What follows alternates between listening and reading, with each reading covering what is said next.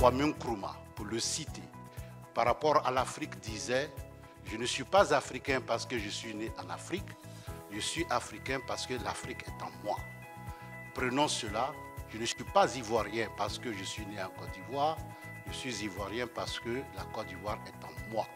Et c'est en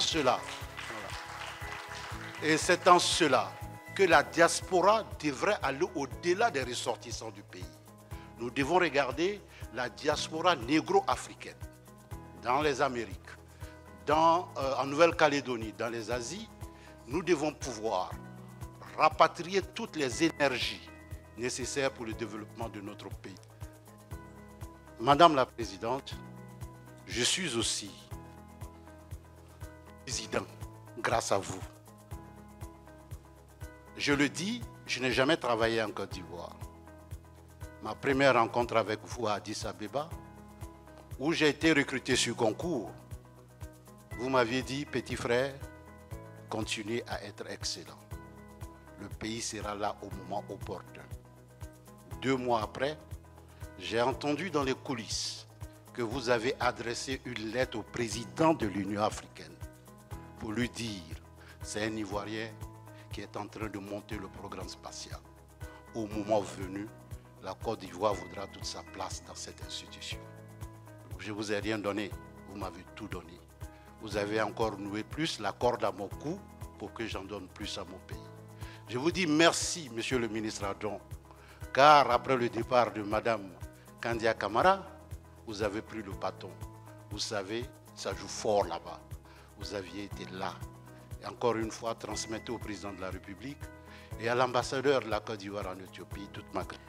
La diaspora contribue déjà au secteur des nouvelles technologies, mais pas suffisamment.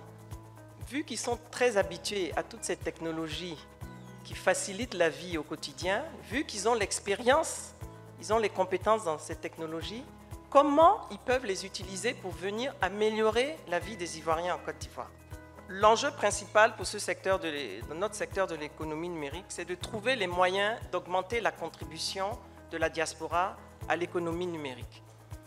Je vais juste ébaucher quelques pistes de solutions et en fonction des questions, on pourra après développer.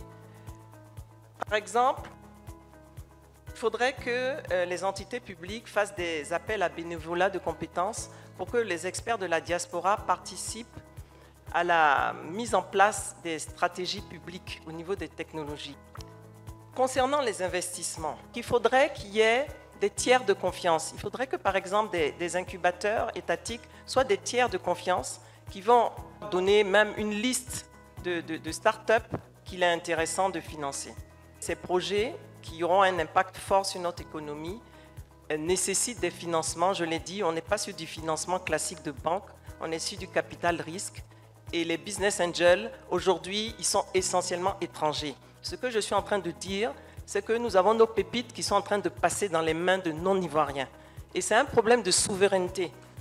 On ne se rend pas compte, mais c'est un problème de souveraineté parce que c'est détenu par des non-ivoiriens, parce que c'est eux qui financent. Il faut que les Ivoiriens et que l'État aident et financent.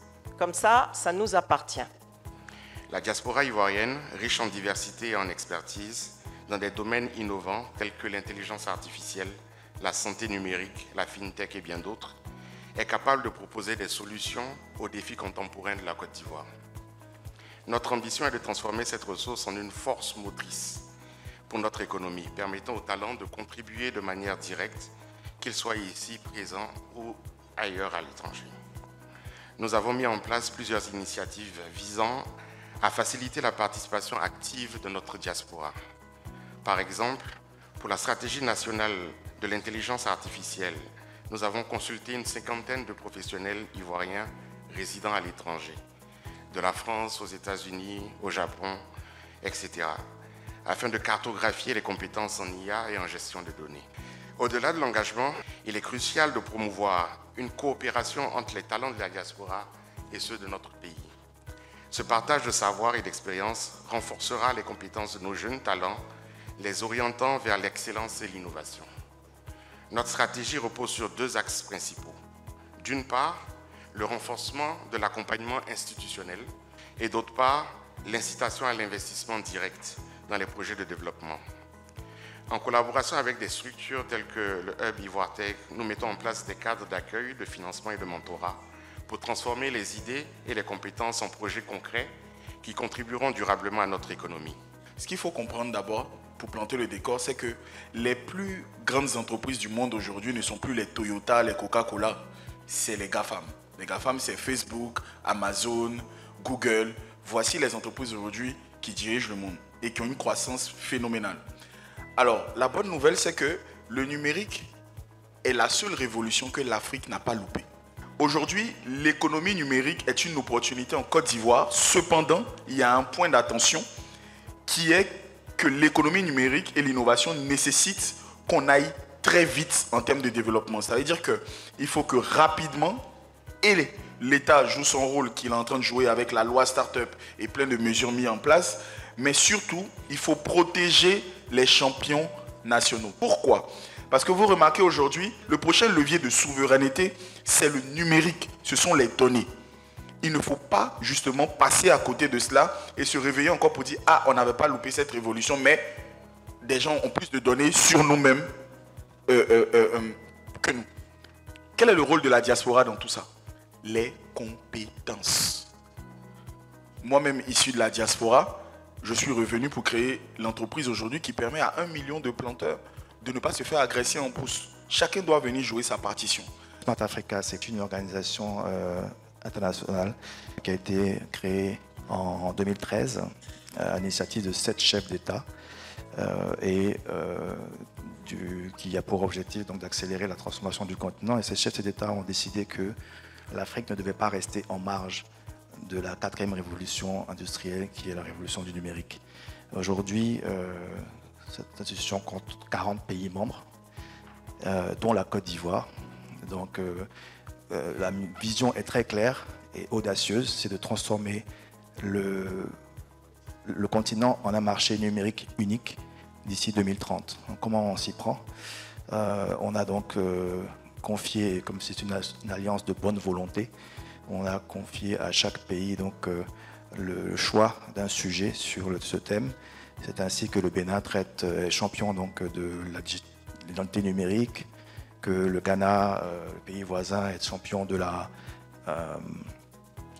le commerce numérique, et la Côte d'Ivoire aujourd'hui donc champion également de la cybersécurité. J'aurais lancé un appel donc à l'ensemble des membres de la diaspora pour leur dire qu'effectivement c'est une réalité, mais c'est non pas seulement un pont pour permettre de se connecter, mais c'est aussi un levier qui peut être utilisé pour transformer, pour contribuer à l'économie et pour rester compétitif pour notre pays. Donc au lieu d'être, je dirais, passons du statut d'utilisateur ou de consommateur de technologie à un statut de créateur de technologie.